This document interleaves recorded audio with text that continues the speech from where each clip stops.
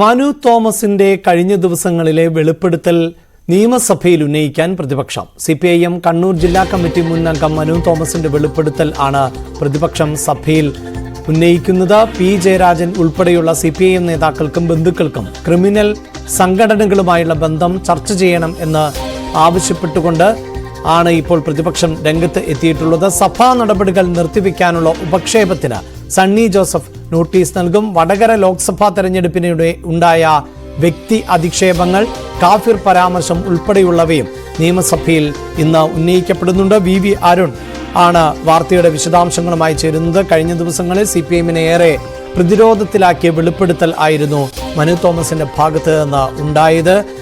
പാർട്ടിയുടെ നേതൃത്വത്തിൽ നടക്കുന്ന കൊലപാതക രാഷ്ട്രീയങ്ങളെക്കുറിച്ച് അടക്കം ഇത് പരാമർശിക്കുകയും ചെയ്തു. പ്രത്യേകിച്ച് ടി ചന്ദ്രശേഖരൻ കൊലക്കേസ് അടക്കമുള്ള വിഷയങ്ങളിലുള്ള പ്രതികരണങ്ങൾ ആയിരുന്നു വന്നത്. അതോടൊപ്പം തന്നെ യൂത്ത് കോൺഗ്രസും ഈ വിഷയം സജീവമായി ഉന്നയിക്കുന്നുണ്ട്.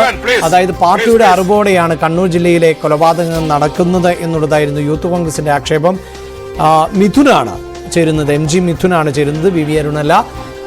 മിഥുനിലേക്ക് പോകുമ്പോൾ മിഥുൻ, അവിടെ ഈ വിഷയം സജീവമായി രാഷ്ട്രീയ കേരളം ചർച്ച ചെയ്യുന്ന ഒന്നാണ്. തെരഞ്ഞെടുപ്പിന് മുമ്പ് തന്നെ ബോംബ് രാഷ്ട്രീയം ചർച്ചയായിരുന്നു. അതിനിടയിലായിരുന്നു ബോംബ് നിർമ്മാണത്തിനിടെ സ്ഫോടനമുണ്ടായി മരിച്ചവർക്ക് സ്മാരകം നിർമ്മിച്ചത്. അതിനുശേഷം ഇപ്പോഴിതാ ഈ മനുവിന്റെ വെളിപ്പെടുത്തൽ കൂടി പുറത്തേക്ക് വരുന്നു. അപ്പോൾ അതിനെ കൃത്യമായ ആയുധമാക്കി മാറ്റുകയാണോ കോൺഗ്രസ്? ഇപ്പോൾ സഭയിൽ നിന്നുള്ള MP രാജേഷിന്റെ പ്രതികരണം അടക്കം പുറത്തു വന്നുകൊണ്ടിരിക്കുന്നു.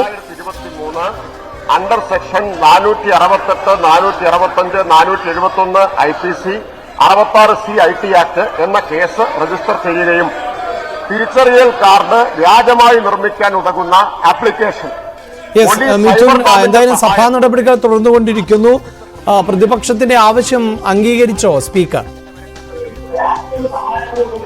അഭിലാഷ്, ഇപ്പോൾ ചോദ്യോത്തരവേള പുരോഗമിച്ചുകൊണ്ടിരിക്കുകയാണ്. ഈ വേളയിലാണ് ഇത്തരത്തിൽ വടകരയുടെ വർഗീയ പരാമർശം പ്രതിപക്ഷം സഭയിൽ ഉന്നയിക്കുകയും ചെയ്ത് മാറ്റിത്തുടർന്നാണ്. ഒപ്പം തന്നെ TJ വിനോദും IC ബാലകൃഷ്ണൻ അടക്കമുള്ള പ്രതിപക്ഷ MLA-മാരാണ് ഈ ചോദ്യം പ്രധാനമായും ഉന്നയിച്ചത്. ഇതിന് മുഖ്യമന്ത്രിയായിരുന്നു മറുപടി പറയേണ്ടത്. മുഖ്യമന്ത്രിയുടെ അസാന്നിധ്യത്തിൽ MP രാജേഷാണ് ഇതിന് മറുപടി നൽകിയത്. അതായത് LDF-ന്റെയും UDF-ന്റെയും പരാതികൾ ലഭിച്ചിരുന്നു. രണ്ടിലും പോലീസ് കേസെടുത്തു. ഫേസ്ബുക്കിൽ നിന്ന് ഇത് സംബന്ധിച്ച് റിപ്പോർട്ട് തേടിയിട്ടുണ്ട്. ഗൗരവമായ നടപടി ഇത് സ്വീകരിക്കുമെന്ന് അദ്ദേഹം വ്യക്തമാക്കുകയും ചെയ്തു. കൂടാതെ അന്വേഷണം മുന്നോട്ട് പോകണമെങ്കിൽ പ്രൊഫൈൽ വിവരങ്ങൾ ഫേസ്ബുക്കിൽ നിന്ന് ലഭിക്കണം. അത് കിട്ടുന്ന മുറയ്ക്ക് ഇതിന്റെ തുടർ നടപടികൾ സ്വീകരിക്കും. FIR അടക്കം വിട്ട് മുന്നോട്ട് പോകുമെന്ന് അദ്ദേഹം പറയുകയും ചെയ്തു. പക്ഷേ ഇതിനെതിരെ കണ്ടിട്ടുകൊണ്ട് മാറ്റിപ്പെടുന്നവൻ രംഗത്ത് വന്നു. അതായത് മുൻ CPI MLA 40 ദിവസത്തോളം പ്രൊഫൈൽ പിക്ചറായി ഇത് പ്രചരിപ്പിച്ചു. എന്നാൽ മുൻ MLA ഇതുവരെ പ്രതിയാക്കിയിട്ടുണ്ടോ, അതൊപ്പം തന്നെ ആരൊക്കെയാണ് ഇതിന്റെ പ്രതികളെന്ന് വ്യക്തമാക്കാമോ, ഒപ്പം തന്നെ FIR എത്തിയിട്ടുണ്ടോ തുടങ്ങിയ ചോദ്യങ്ങൾ കൂടി സഭയിൽ ഉയർന്നുവരികയും ചെയ്തു. എന്നാൽ തിരിച്ച് MP രാജേഷിന് മറുപടി നൽകിയത് താങ്കളുടെ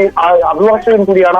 അതുകൊണ്ട് തന്നെ സൈബർ കുറ്റകൃത്യങ്ങൾക്ക് ഏത് തരത്തിലാണ് കേസുകൾ എടുക്കുന്നത്, അതിന് പ്രൊഫൈൽ പിക്ചറിന്റെ അല്ലെങ്കിൽ പ്രൊഫൈൽ വിവരങ്ങൾ ലഭ്യമാക്കണം. അതിനനുസരിച്ച് മാത്രമേ സർക്കാരിന് മുന്നോട്ട് പോകാൻ സാധിക്കൂ എന്നുള്ളതാണ് MP രാജേഷ് വ്യക്തമാക്കിയത്. ഒപ്പം തന്നെ അങ്ങേയറ്റത്തെ ഗൗരവത്തോടെയാണ് സർക്കാർ ഈ ഒരു വിഷയത്തെ കാണുകയും ചെയ്യുന്നത്. അത് കൊണ്ട് തന്നെ നടപടിയെടുത്ത് തന്നെ ശക്തമായ നടപടിയെടുത്ത് തന്നെ മുന്നോട്ട് പോകുന്ന MP രാജേഷ് സഭയെ അറിയിച്ചു. തുടർന്നാണ് ഈ ഒരു ആർട്ടിക്കിൾ ഈ വ്യാജ ID കേസുമായി തെരഞ്ഞെടുപ്പ് കമ്മീഷനും വ്യാജ ID കേസ് യൂത്ത് കോൺഗ്രസിന്റെ ID കേസുമായി ബന്ധപ്പെട്ടുള്ള ചോദ്യം ഈ സഭയിൽ ഉയർത്തുകയും ചെയ്തു. അതേ തുടർന്നാണ് ഭരണ പ്രതിപക്ഷ ബഹളം സ്ഥാപിക്കുകയും ചെയ്തത്. ഇപ്പോൾ നിലവിൽ സഭയുടെ നടുത്തളത്തിലിറങ്ങി പ്രതിപക്ഷം പ്രതിഷേധിക്കുകയും ചെയ്യുന്നു. ഇപ്പോൾ സമാധാനപരമായ രീതിയിലേക്ക് കാര്യങ്ങൾ പോകുന്നു എന്ന് തന്നെയാണ് മനസ്സിലാക്കുന്നത്. ഇപ്പോൾ മന്ത്രി MP രാജേഷ് മറുപടി നൽകിയാണ്. അഭിലാഷ്, രാഷ്ട്രീയമായി ഏറ്റവും പ്രധാനപ്പെട്ട വാർത്ത എന്നത് മനു തോമസിന്റെ വെളിപ്പെടുത്തൽ തന്നെയാണ്. അതിൽ തുടർ നീക്കങ്ങൾ പ്രതിപക്ഷത്തിന്റെ ഭാഗത്തു നിന്നുണ്ടാകുന്നു. വിഷയം അതിശക്തമായി തന്നെ ഉന്നയിക്കുകയാണ് പ്രതിപക്ഷം.